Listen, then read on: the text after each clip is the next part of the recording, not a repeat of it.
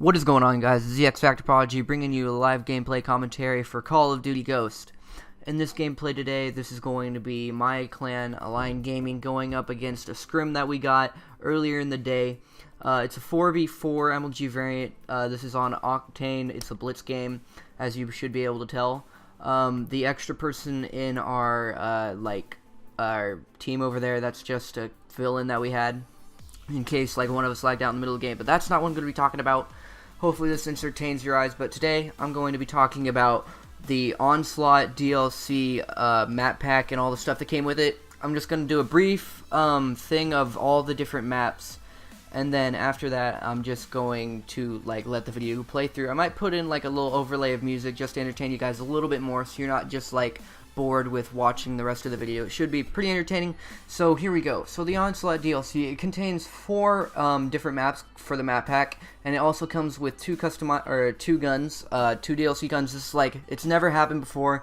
Back in Black Ops 2, they had the Peacekeeper. It was the only DLC gun that you could get. It's the first time they've ever done it for Call of Duty. And this one though, they went all out and they brought us 2 different guns, but it's the same gun. They're called. There's one that's the Maverick. It is an AR assault rifle, and the other is the Maverick sniper rifle. They work almost exactly the same, or they're the exact same gun, just built in a different way. So the sniper, it is a semi-auto one-shot kill. The scope that comes with it is actually really cool. I like it.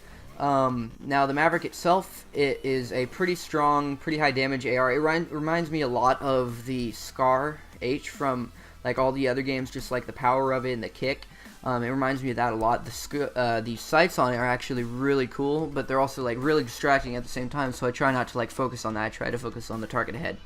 So let's move on to the maps. There are 4 maps, as I said previously. One of them is Containment. This was supposed to be based off of, or not based off of, a lot of people that have played the old Call of Duties, you've been around for a while playing Call of Duties, you have noticed that you might have noticed it looks a lot like Ambush, one of the older maps on there. It was kind of based off that, if you can see that. I don't really see it that much because I didn't play that much of Modern Warfare. Also, so basically the map it's 2 parts. It's basically 2 parts separated by a giant ravine, and it's there's the ravine, and then the other side has a bridge, and there's a bunch of steps everywhere. And it's a medium to small map. It's not that big. It's not too small. It's bigger than Nuketown, but it's smaller than every other map. I don't know why I brought up that reference, but one of the very cool things about this dynamic part that they brought into the Call of Duty Ghost game was the dynamics. They brought in the dynamic maps that. I can't remember what it's called, the skyscraper map with all the dynamic stuff in it, it crashes and stuff like that. In this map, they actually brought in a nuke. The nuke sits in the very center of the map, and I believe you have to get a care package. It sends a signal, makes the nuke go off, and yeah, it pretty much, I'm pretty sure it ends the game. I am not too sure on that. Second map I'm going to be talking about for Onslaught is Ignition. This is a almost exact copy of Scrapyard from Modern Warfare 2, except with completely reskinned stuff. There's containers instead of the ship, and also one of the ships that you used to be able to get on, you can't get on anymore. But there's the feel of the map is almost the exact same. So if you love that map like I did, I love that map so much from Modern Warfare 2. It's a very good map to play. It brings back memories.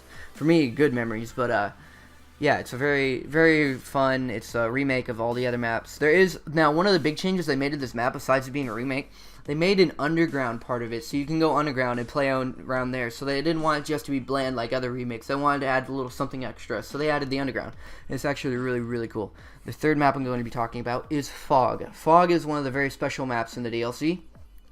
It was basically, it looks like a haunted map, like a horror map, like you've never seen it before. There's tall grass, there's a lot of spiderwebs everywhere. It's very dark and gloomy looking, and then there's just gruesome stuff everywhere in the houses, and blood dripping from the ceilings and all that stuff. It's a really cool. It's mainly meant for just those kind of people, but it's really cool. Now, one of the biggest parts of Fog was the addition of Michael Myers' kill streak / field order. So when you get a field order, you can get the care package. So when you get that care package, there's a very high chance, I don't know the exact percentage, but there's a very high weighted chance that you can get Michael Myers, which is basically legit. It really, all it is just like a souped up on steroids maniac, which is the Juggernaut that runs around with a knife, except this guy has a blue blue mask on. It looks really freaky. He runs around with a bloody axe and he kills you and everything like that, and it's a really cool kill streak. Works very well against other people. It's hilarious to see like reactions of how people react when they see that coming at them. The fourth map I'm going to be talking about in Onslaught DLC is Bayview. Bayview is a very colorful map. It's like very much more dynamic than any of the other maps in the Onslaught arsenal, as I could say. It's a medium-sized map. Again, it's like kind of like the other map, Containment. It's not too big, it's not too small, it's like right in between there.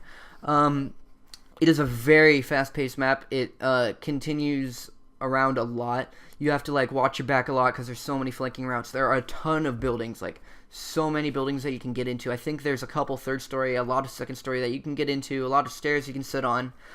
And there's a lot, so this map, it works kind of like a valley if you think about it. There's a lot of buildings on the outside, and then on the inside, it's a very good area for close quarters combat with SMGs and maybe a couple ARs if you'll see those.